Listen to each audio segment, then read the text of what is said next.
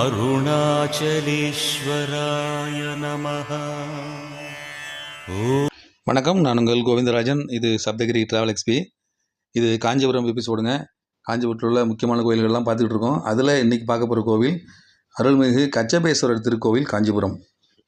இது காஞ்சிபுரத்தில் உள்ள முக்கியமான சிவன் கோவிலில் இதுவும் ஒன்றுங்க. இந்த கோயில் கச்சபேசம் அப்படின்னு சொல்லப்படுது.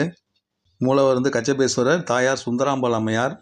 இந்த கோயிலுக்கு கச்சபேஸ்வரம் அப்படின்னு எதுக்கு பேர் வந்ததுன்னா, கச்சபம் அப்படின்னா ஆமைன்னு பேருங்க. ஈஸ்வரங்கிறது சிவனை குறிக்குது. தேவர்களும் அசுரர்களும் திருப்பார்கடலை அமிர்தத்துக்காக கடையும் பொழுது திருமால் வந்து ஆமையாக உருவம் எடுத்து அந்த மந்திர மலையை தாங்கி பிடிச்சாருங்க. ஏன்னா மந்திர மலை வந்து ரெண்டு பக்கமும் இழுக்கும் பொழுது கடலுக்குள்ளே முழுக ஆரம்பிச்சுது. அதை தடுக்கிறதுக்காக தசாவதாரத்தில் ஒரு அவதாரமான அந்த ஆமை அவதாரம் எடுத்து திருமால் வந்து அந்த மந்திர மலையை கீழே தாங்கி பிடிச்சார். அமுதம் கிடைச்ச பிறகு அதோட நம்மளால தான் அமுதம் கிடைச்சிது அப்படின்னு திருமாலுக்கு வந்து ஒரு செருக்கடைஞ்சு அந்த கடலை வந்து பயங்கரமாக ரொம்ப கலக்கினாருங்க. எல்லாருமே உயிர் கஞ்சி ஓடுற மாதிரி, உலகமே அழிகிற மாதிரி அந்த கடலை வந்து ரொம்ப பயங்கரமாக கலக்கினார். இதை எல்லாரும் தடுத்து பார்த்தாங்க, யாராலையும் தடுக்க முடியல. சிவபெருமான் கோபம் அடைஞ்சு அந்த ஆமையை வந்து அழிச்சிட்டாருங்க. அழித்து அதோட ஓட்டை எடுத்து தான் அணிந்திருக்கும் வெண்டலை மாலைன்னு மாலை ஒன்று போட்டுருப்பார். அதில் எடுத்து இடையில அந்த ஆமையோட ஓட்டை எடுத்து போட்டுக்கிட்டார். இந்த மாதிரி நடந்த உடனே திருமாலுக்கு வந்து அதுக்கப்புறம் தான் தெரிஞ்சுது தன்னுடைய அறியாமை, அதாவது ரொம்ப ஆர்வத்தில் இந்த மாதிரி ரொம்ப அதிகமாக செஞ்சுட்டோங்கிறதுனால திரும்ப வந்து காஞ்சிபுரத்துக்கு வந்து இந்த சிவபெருமானை வழிபட்டாருங்க. ஆமை உருவத்தில் வந்து இந்த சிவபெருமானை இதே இடத்துல வழிபட்டதுனால இந்த இடத்துக்கு பேர் ஆமைன்னா கச்சபம்னு பேர். அதனால் கச்சபம் ப்ளஸ் ஈஸ்வரன், கச்சபமாக உருவம் எடுத்து ஈஸ்வரனை வணங்கினால கச்சபேஸ்வரர் அப்படின்னு பேர் வந்ததுங்க. அந்த இடத்துக்கு பேரும் கச்சபேசம் அப்படிங்கிற பேரும் வந்ததுங்க. அதுக்கப்புறம் அந்த சிவபெருமானை வழிபட்ட பிறகு தான் அவருக்கு வந்து வைகுந்த தலைமை பதவியும் திரும்பவும் கிடச்சி மறுபடியும் அதே திருமாலாக மறுபடியும் வந்தாருங்க அவர். கோவில் காஞ்சிபுரத்தில் எங்கே அமைஞ்சிருக்குன்னு பார்த்தீங்கன்னா, காஞ்சிபுரம் வந்து பெரிய காஞ்சிபுரம்னு சொல்லுவாங்க, சிவகாஞ்சின்னு சொல்லுவாங்க. காஞ்சிபுரத்தை வந்து ரெண்டாக பிரிச்சிருக்காங்க. அதாவது இவங்க பழைய வரலாற்றுப்படி பார்த்தீங்கன்னா சிவகாஞ்சி, விஷ்ணு காஞ்சின்னு ரெண்டாக பிரிச்சிருக்காங்க. அதில் சிவகாஞ்சின்னு அழைக்கப்படுற இந்த பெரிய காஞ்சிபுரத்தில் தான் இந்த கோயில் அமைஞ்சிருக்குங்க. சென்னையிலேருந்து காஞ்சிபுரம் போகிற பஸ் ரூட்டில் தான் அந்த கோயில் அமைஞ்சிருக்கு. அந்த கோயிலோட லெஃப்ட் திரும்பினோம்னா பஸ் ஸ்டாண்டுக்கு போகிற வழி, ரைட்டில் போனோம்னா கைலாசநாதர் கோயிலுக்கு போகிற வழிங்க அது.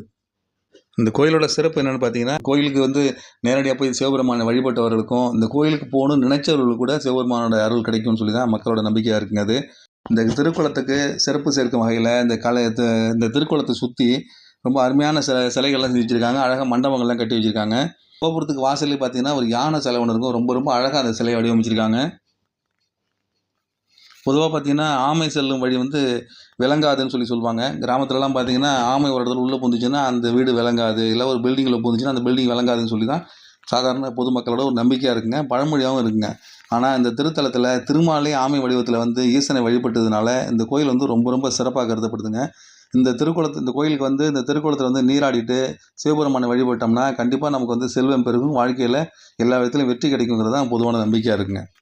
அது தவிர இந்த கோயிலோட வெளிப்பிரகாரத்தில் பார்த்தீங்கன்னா சத்தியமொழி விநாயகர்னு ஒருத்தர் இருக்காருங்க. அவர் வந்து பொய்யாமொழி பிள்ளையார்னு சொல்லுவாங்க. ரொம்ப சக்தி வாய்ந்த பிள்ளையாருங்க அவர். காஞ்சிபுரம் நகரில் பிரதான சாலையில் அமைஞ்சிருக்கிற இந்த கச்சபேசம் அப்படிங்கிற கச்சபேஸ்வரர் திருக்கோயில் வடக்கு நோக்கிய 7 நிலைகளை கொண்ட ராஜகோபுரத்தோட ரொம்ப ரொம்ப பிரம்மாண்டமாக காட்சி அளிக்குதுங்க. ஒரே காம்பவுண்டுக்குள்ளார ஒரே மதிலுக்குள்ளார 2 சிவாலயங்களை உள்ளடக்கிய பெருமையை இந்த காஞ்சி கச்சபேசத்துக்கு உண்டு. 7ஆம் நூற்றாண்டிலே பார்த்தீங்கன்னா தமிழில் இயற்றப்பட்ட தண்டி அலங்காரம் அப்படிங்கிற இலக்கண நூலில் இந்த கோயிலை பற்றின பாடல்கள்லாம் இருக்குங்க. இந்த திருக்கோயிலில் ஒரே இடத்துல 2 சிவாலயங்கள் இருக்குது. சூரியன் வழிபட்ட ஸ்தலம், அப்புறம் கார்த்திகை மாதங்களில் வரும் ஒவ்வொரு ஞாயிற்றுக்கிழமையிலும் பார்த்தீங்கன்னா கடை ஞாயிறு அப்படின்னு விழா ஒன்று நடக்குதுங்க. அந்த தினத்தில் மண்டை விளக்குன்னு ஒரு விளக்கு ஏற்றுறாங்க. அந்த விளக்கை ஏற்றி திருக்கோயிலை சுற்றி வந்தோம்னா தலையில் உள்ள எல்லா பிரச்சனையும் தீரும்னு சொல்கிறாங்க. கண் சம்மந்தப்பட்ட பிரச்சனைகள், தலைவலி பிரச்சனைகள், இந்த மாதிரி காது சம்மந்தப்பட்ட பிரச்சனைகள், இந்த மாதிரி தலையில் உள்ள எல்லா பிரச்சனையும் நீங்கும்னு சொல்கிறாங்க. காஞ்சிபுரம் அப்படின்னாலே கோயில் நகரம்னு சொல்லுவாங்க. ஏன்னா காஞ்சிபுரத்தில் வந்து ஏகப்பட்ட கோயில் இருக்குங்க. நகரில் எந்த இடத்துல நீங்கள் தெருமொழியில் வந்து நின்னாலும் ஏதாவது ஒரு கோபுரம் தெரியுங்கிறது தான் காஞ்சிபுரத்தோட சிறப்பு. அவ்வளவு சிறப்பு வாய்ந்த இந்த இடத்த பார்த்திங்கன்னா காஞ்சிபுரத்தை 2ஆக பிரித்து வச்சுருப்பாங்க. சிவகாஞ்சி, விஷ்ணு காஞ்சி 2ஆக பிரித்து வச்சுருப்பாங்க. அந்த மாதிரி சிவகாஞ்சின்னு அழைக்கப்படுற பெரிய காஞ்சிபுரத்தில் அமைஞ்சிருக்கிறதாங்க இந்த கோவில். காஞ்சிபுரம் பேருந்து நிலையத்திலேருந்து சுமார் 1 கிலோமீட்டர் தூரத்தில் இந்த கோயில் அமைஞ்சிருக்கு. அருகிலேயே பார்த்திங்கன்னா காமாட்சி அம்மன் கோயில் இருக்குது, மற்றும் உலகளந்த பெருமாள் கோயிலும் இதுக்கு அருகில் தாங்க இருக்குது. இந்த கோயில் இருக்கிற ரோட்லேயே பார்த்தீங்கன்னா கடைசியில் சித்தர்குப்தர் கோவில் இருக்குது. அதுக்கு இடது பக்கம் திரும்பினோம்னா தான் உலகளந்த பெருமாள் இருக்குது. அதுலேருந்து திரும்பவும் இடது பக்கம் திரும்பினோம்னா காமாட்சி அம்மன் கோயில் இருக்குது. அந்த காமாட்சி அம்மன் கோயிலுக்கு பேக் சைடில் தான் குமரக்கோட்டம் அப்படின்னு அழைக்கப்படுற முருகன் கோயில் இருக்குங்க. இந்த கோயில் திறந்திருக்க நேரம் பார்த்தீங்கன்னா காலையில் 5:30லேருந்து மத்தியானம் 12 மணி வரைக்கும், திரும்ப சாயங்காலம் 4 மணிலேருந்து 8 மணிக்கு திறந்துருக்குங்க. வாய்ப்பு இருக்கவங்க இந்த கோயிலையும் பார்த்துட்டு வாங்க.